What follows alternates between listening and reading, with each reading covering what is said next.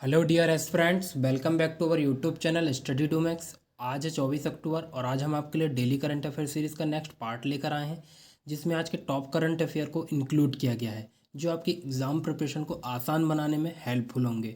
तो वीडियो को बिना स्किप किए हुए अंत तक देखें। प्रश्नों की शुरुआत से पहले मेरा आपको एक सजेशन रहेगा कि आज के टाइम पर current affair exam point of view से इम्पॉर्टेंट पार्ट बन गया है, जो आपको एग्ज़ाम में सिलेक्शन दिलाने में महत्वपूर्ण भूमिका निभाता है। तो आप एवरीडे करंट अफेयर को रिवाइज करते रहिए। हम आपके लिए आपके रिगार्डिंग करंट अफेयर को विथ एक्सप्लेनेशन प्रोवाइड करते हैं, जिससे कि आपकी 50 to 60% तैयारी और 50 to 60% जीके का पोर्शन जो है वो कंप्लीट यहीं पर हो जाए। तो चलिए शुरुआत करते हैं हमारे आज के पहले क्वेश्चन से। हाल ही में 1 महीने लंबे काशी तमिल संगम का आयोजन कहाँ किया जाएगा? तो इसका जो राइट आंसर होगा ऑप्शन सी, वाराणसी। तो काशी तमिल संगम का आयोजन कहाँ किया जाएगा? वाराणसी में किया जाएगा। अब इसके कुछ की पॉइंट देख लेते हैं। इसका जो आयोजन है 16 से 19 नवंबर 2022 तक किया जाएगा। इसकी घोषणा किसने की है? तो इसकी घोषणा धर्मेंद्र प्रधान ने की, जो कि केंद्रीय शिक्षा, कौशल विकास और उद्यमिता मंत्री हैं। इसका उद्देश्य क्या है? तो इसका उद्देश्य व्यापक उद्देश्य दो ज्ञान और संस्कृति परंपराओं को करीब लाना। अब इसमें दो ज्ञान कौन कौन से और संस्कृति किस किस की बात की जा रही है? काशी और तमिल की। चलिए अब बात हो रही है वाराणसी, जो कि कहाँ है? उत्तर प्रदेश में है। तो इससे जुड़े कुछ फैक्ट देख लेते हैं। तो महिला पीएसी बटालियन का गठन अभी उत्तर प्रदेश में किया गया है। इंडियन रोड कांग्रेस का उद्घाटन किया गया उत्तर प्रदेश में। नई इलेक्ट्रिक वाहन नीति को भी लागू किया गया है। राष्ट्रीय ओपन एथलेटिक चैंपियनशिप में शैली सिंह ने यहाँ पर स्वर्ण पदक जीता है। उत्तर प्रदेश सरकार ने पुलिस वालों को 500 अतिरिक्त मोटरसाइकिल भत्ता देने का वादा किया है। प्रधानमंत्री शहरी आवास योजना में प्रथम स्थान प्राप्त किया भी उत्तर प्रदेश ने। अब बात हो रही उत्तर प्रदेश की, तो उत्तर प्रदेश के राजधानी है लखनऊ। उत्तर प्रदेश के मुख्यमंत्री है सीएम योगी आदित्यनाथ और उत्तर प्रदेश के राज्यपाल हैं आनंदीबेन पटेल। चलिए बढ़ते हैं नेक्स्ट क्वेश्चन की ओर। हाल ही में इसरो के आदित्य L1 मिशन के प्रधान वैज्ञानिक कौन बने हैं? तो इसका जो राइट आंसर होगा friends option B, Shankar Subramaniam. तो इसरो के आदित्य L1 एक मिशन है, इसके प्रधान कौन बने हैं? शंकर सुब्रमण्यम बने हैं। अब इसके की पॉइंट क्या होंगे? तो आदित्य L1 जो है भारत का पहला वैधशाला श्रेणी का अंतरिक्ष आधारित सौर मिशन है। आप इसको स्टार मार्क कर लीजिए कि ये कैसा है? वैधशाला श्रेणी का अंतिम आधारित सौर मिशन है। अब बात हो रही है इसरो की, तो इसरो मतलब इंडियन स्पेस रिसर्च ऑर्गेनाइजेशन। इसकी स्थापना कब हुई थी? 1969 में हुई थी और इसका मुख्यालय कहाँ है? बेंगलुरु में है। और इसके इसरो चीफ कौन है प्रेजेंट टाइम पर? एस सोमनाथ हैं। कौन है? एस सोमनाथ। अब बात हो रही है बेंगलोर की, तो अभी बेंगलोर में कर्नाटक में धर्मांतरण विरोधी विधेयक को मंजूरी दी गई है और राष्ट्रीय ओपन एथलेटिक चैंपियनशिप का आयोजन भी हाल ही में कर्नाटक में किया गया है। चलिए बढ़ते हैं नेक्स्ट क्वेश्चन। हाल ही में भारत ने अगली पीढ़ी की अग्नि प्राइम बैलिस्टिक मिसाइल का सफल परीक्षण कहाँ किया है? तो इसका जो राइट आंसर होगा ऑप्शन बी, उड़ीसा। तो अभी हाल ही में उड़ीसा में अग्नि प्राइम बैलिस्टिक मिसाइल का सफल परीक्षण किया गया है। अब इसके की पॉइंट क्या होंगे? तो यह उड़ीसा के एपीजे अब्दुल कलाम आइलैंड से प्रक्षेपित की गई है। कहाँ से की गई है? एपीजे अब्दुल कलाम आइलैंड से प्रक्षेपित की गई है और इसकी मारक क्षमता कितनी है? 1000 से 2000 किलोमीटर है। अब बात हो रही है उड़ीसा की, तो अभी हाल ही में उड़ीसा के पुरी में भारत का दूसरा राष्ट्रीय वैदिक स्कूल खोला गया है। हाल ही में हैंगिंग सोलर फेंसिंग लगाई गई है उड़ीसा में हाथियों को बचाने के लिए। साथ ही फुटबॉल फॉर ऑल कार्यक्रम की शुरुआत भी उड़ीसा में की गई है। फीफा अंडर 17 महिला विश्व कप की शुरुआत भी उड़ीसा में हुई है। भुवनेश्वर में देश की पहली एल्यूमिनियम से निर्मित मालगाड़ी चलाई गई है। संविदा भर्तियों को पूर्ण रूप से समाप्त कर दिया गया है उड़ीसा में। चलिए बात करते हैं अब उड़ीसा की, तो उड़ीसा की राजधानी है भुवनेश्वर और उड़ीसा के मुख्यमंत्री हैं नवीन पटनायक और उड़ीसा के राज्यपाल हैं गणेशी लाल। चलिए नेक्स्ट क्वेश्चन। हाल ही में यूएनएचआरसी के विशेष दूत के रूप में नियुक्त होने वाली पहली भारतीय महिला कौन बनी है? तो इसका जो राइट आंसर होगा option B, doctor KP Ashwani. UNHRC के विशेष दूत के रूप में नियुक्त होने वाली पहली भारतीय महिला कौन बन गई? Doctor KP Ashwani. अब इसके की पॉइंट क्या होंगे? तो यह जो है भारत की पहली दलित महिला होने के साथ साथ एशिया की पहली महिला है जो यूएनएचआरसी में विशेष दूत चुनी गई हैं। तो इसको भी आप स्टार मार्क कर लीजिए, ये पहली दलित महिला है, साथ ही एशिया की पहली महिला जो यूएनएचआरसी में विश्व दूत के रूप में चुनी गई हैं। अब इनके चुने जाने का उद्देश्य क्या है? तो जातिवाद, नस्ली भेदभाव और जेनोफोबिया और असहिष्णुता जैसे समसामयिक मुद्दों पर रिपोर्ट करने के लिए इनको चुना गया है और ये बेंगलुरु की रहने वाली हैं। अब बात करें यूएनएचआरसी की, तो यूएनएचआरसी इसका फुल फॉर्म क्या है? United nation high commissioner for refugees, यानी कि संयुक्त राष्ट्र मानवाधिकार परिषद। इसकी स्थापना कब हुई थी? 2006 में। आप इसमें कंफ्यूज मत होइएगा। राष्ट्रीय मानवाधिकार आयोग 1946 में बना था और इसका ही नाम बदल के 2006 में राष्ट्रीय मानवाधिकार परिषद कर दिया गया। चलिए बढ़ते हैं नेक्स्ट क्वेश्चन की ओर। हाल ही में आकाश फॉर लाइफ अंतरिक्ष सम्मेलन कहाँ आयोजित किया जाएगा? तो इसका जो राइट आंसर होगा फ्रेंड्स, देहरादून। तो देहरादून में अभी आकाश फॉर लाइफ अंतरिक्ष सम्मेलन का आयोजन किया जाएगा। इसके की पॉइंट क्या होंगे? तो यह जो है 5 से 7 नवंबर तक आयोजित किया जाएगा और इसकी घोषणा केंद्रीय राज्य मंत्री और विज्ञान प्रौद्योगिकी मंत्री डॉक्टर जितेंद्र सिंह ने की है। अब यह कहाँ हो रहा है? देहरादून में हो रहा है। देहरादून किसकी राजधानी है? उत्तराखंड की राजधानी है, जहाँ पर अभी हाल ही में रक्तदान अमृत महोत्सव में दूसरा स्थान मिला है। किसको? उत्तराखंड को मिला है। इसको भी आप स्टार मार्क कर लीजिए। रक्तदान अमृत महोत्सव में दूसरा स्थान किसको मिला है? उत्तराखंड को मिला है। अब उत्तराखंड के चीफ मिनिस्टर कौन है? तो उत्तराखंड के चीफ मिनिस्टर हैं, आपको कमेंट में बताना है।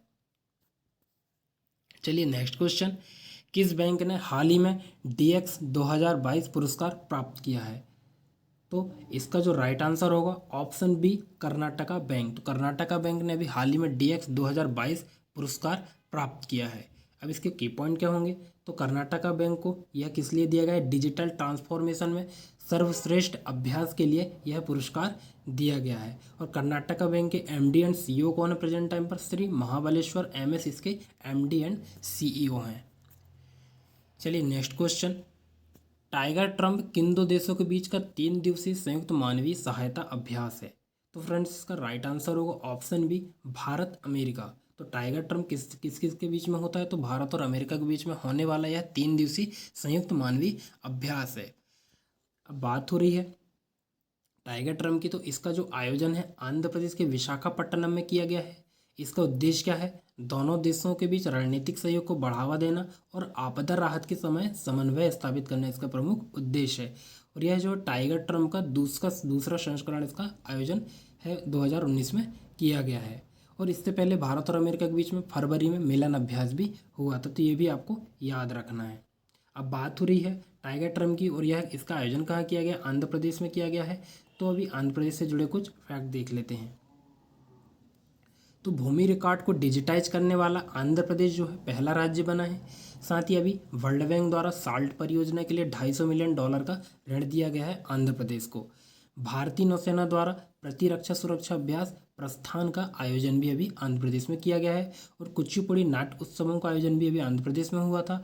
और कृषि और संबद्ध ग्रॉस वैल्यू में आंध्र प्रदेश को अभी शीर्ष स्थान प्राप्त हुआ है। चलिए बढ़ते हैं नेक्स्ट क्वेश्चन की ओर। हाल ही में आई एक रिपोर्ट के अनुसार दुनिया का दूसरा सबसे प्रदूषित शहर कौन बना है? तो इसका जो राइट आंसर होगा ऑप्शन बी, कोलकाता। तो अभी दूसरा सबसे प्रदूषित शहर कौन बना है? कोलकाता बना है। अब इसके की पॉइंट क्या होंगे? तो जनसंख्या के साथ साथ ऑटोमोबाइल उद्योग का जो प्रदूषण का मुख्य कारण है, जनसंख्या और ऑटोमोबाइल उद्योग जो है कोलकाता में प्रदूषण का मुख्य कारण है। और दुनिया का सबसे प्रदूषित शहर की बात करें तो यह क्या है? दिल्ली है। अब बात हो रही है कोलकाता की, तो कोलकाता पश्चिम बंगाल में, यहाँ पर अभी द्वारे राशन योजना को हाईकोर्ट ने अवैध घोषित किया है।